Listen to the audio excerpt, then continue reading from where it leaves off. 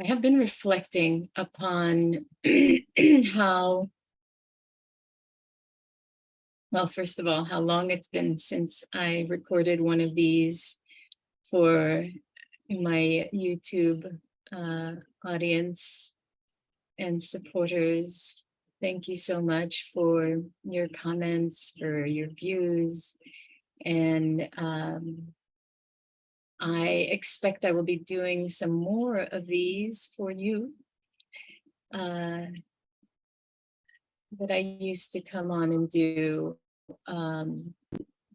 as channeled insights, allowing spirit to focus my attention, sometimes being inspired and with a specific subject and sharing. In this instance, I'm inspired by some recent thoughts and experiences. And I want to share that I'm not immune to sadness, though I speak of joyful liberation and joyful living, and am in service of that liberation, that soul liberation. I'm not immune to the human experience. And I want to not normalize, but invite acceptance of all that is, and that ability to hold experience without suffering. So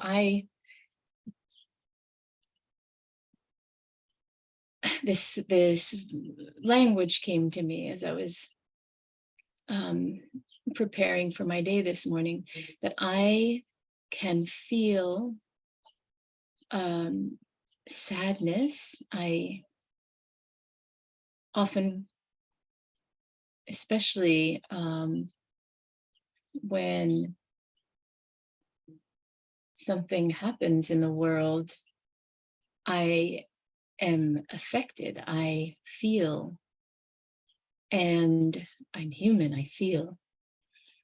So that means I feel sadness. And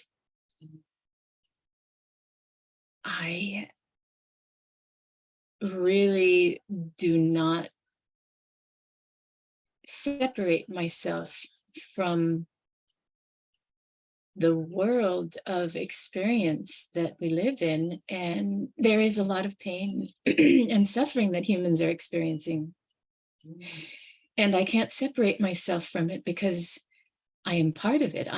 We are all connected. And when I separate myself from that feeling of accepting that there is pain and sadness in the world, and that people suffer from that pain, then not only am I not touched by other people's experiences and become disconnected from other people, leaving myself removed and alone, separated from community, I also separate from myself and my own lived experience, and turn my head away from myself, my own heart, my own parts of self that are feeling pain. And that creates more suffering. That creates the suffering, that separation. So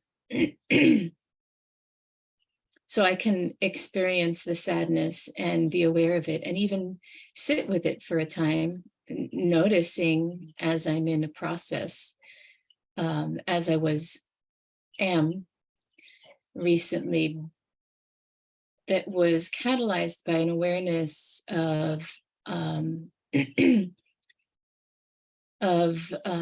women and men who I witnessed while I was traveling in a particular location, some barefoot, some sleeping on the side of the road on this particular intersection that I drove by frequently, and I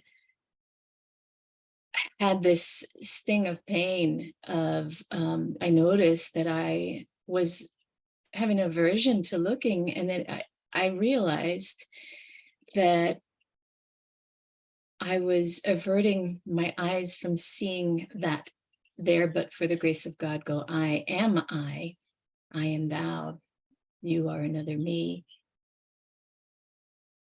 And remembering that younger self that knew those edges of experience of suffering poignantly, maybe not exactly in the same way, but witnessing addiction, witnessing the deterioration of vitality and spirit and a sense of being lost, and the abject hopelessness, projected, perceived hopelessness of that place. But in a spiritual perspective, that's an invitation to coming home to yourself. But that's not what I want to talk about here. What I want to talk about here is that singular human witnessing of myself is a microcosm, a microscopic viewpoint of what I see in the whole of the world, of turning away rather than embracing our brethren, turning away because of the pain and not wanting to be associated, identified with, look upon that pain and really keeping it at an arm's length. And I understand it's an exquisitely poignant pain point. It was in that moment where I realized that I was turning away because I was afraid to look in the mirror and see myself. And we know that that's also the case with racism. This projection of otherness and fear of blackness, and that blackness within ourselves, whether you're directly from African descent or not, or dark pigmentation of the skin or not. There's a poverty of that fertile depths of underneath the soil of the unseen, anything that is in the shadow that's not been integrated and accepted and loved unconditionally, or as we say, as I learned in my psychospiritual training, that unconditionally positive regard. And so as I experience sadness and sit with it, I teeter on that threshold of also, holding the polarity and expressing an unconditional positive regard toward myself. And I've been inspired to take action in something that I was holding at arm's length, and in exploring, working to support addicts and the specific tools and technologies we have for that. I had been afraid of holding that space, though I'd been called to it for some years. And so I plan on looking into that and journeying with that, feeling that I'm ready to hold the humanity and the wholeness of, even more than I was able to before this moment. As I do, as I was taught and trained to see the wholeness of you and hold that vision and truth and mirror for the people who come to me in pain and suffering and seeking to return to joy in their lives, and know that we come here. I'm embracing the commitment I've made to be here now and experience this embodied human experience and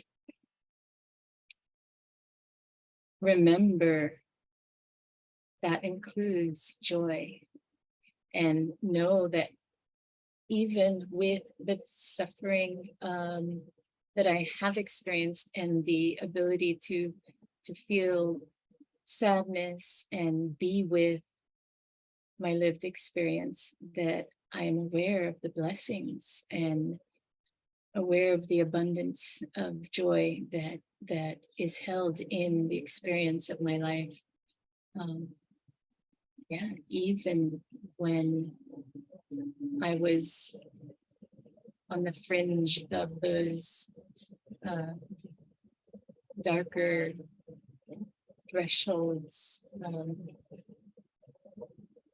and I say that without judgment, those shadow realms, the underworld, the places where I've come undone and lost everything, and still had this life to not only come back to, but that I had all along.